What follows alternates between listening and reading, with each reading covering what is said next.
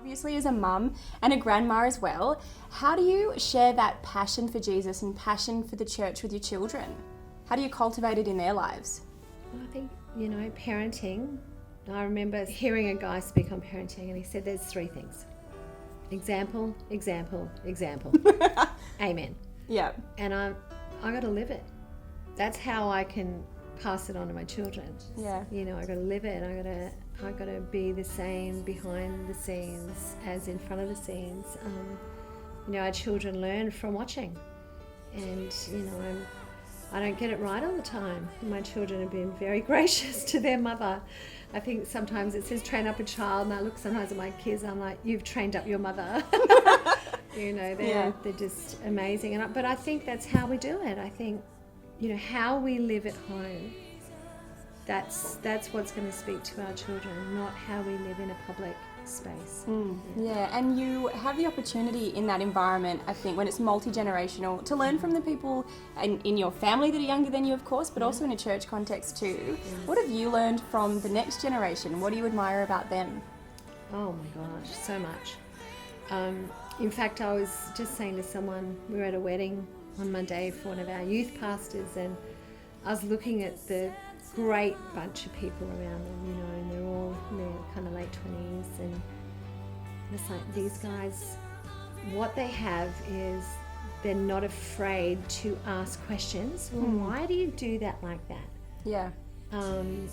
Why church? Why is this important? Doesn't feel important anymore. Why? And you're like, oh, okay. But when I grew up, we could never ask those questions. You might have thought them, but they were just kind of taboo. Well, I love this generation who are inquisitive, intelligent, and actually anointed and empowered with something very fresh and new for this next season. So, I'm a bit of an observer with people. I like listening. Yeah. I like learning. So I'm quite tuned in to these guys. I have children who are all in that age group, and I'm listening and trying to see life through their eyes, because it is a different world that they're growing up in than when I grew up. So they've got a lot to teach us. For parents raising children, teenagers, whatever age they might be, what's your advice for how they can raise strong, godly, confident kids? Yeah, I think it's a big question. For my kids, I am so thankful for youth. Even when they kicked and screamed, I was the mother that said, you're going, right? Not always easy. And I think, the parenting is almost relaxed so much that it's like, well, if you don't want to, you don't have to. I think sometimes we've got to go, actually, you're 15 and I'm your mother and you are going, while I am driving you places. And because they're, at 13, 14, 15, you don't know. You don't know what you need yet. And you're developing emotionally, spiritually, physically, mentally.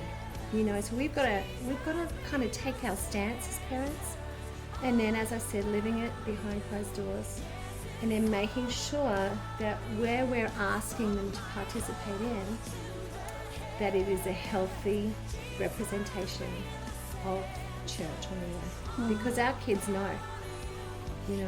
The thing is today, I think Christianity actually in our country is being quite embraced. The problem is, so are all religions. So, if it's good for you, whatever's good for you. And it's like, so the church on the earth, we have to be places of power, of transformation, because that's the difference, His presence.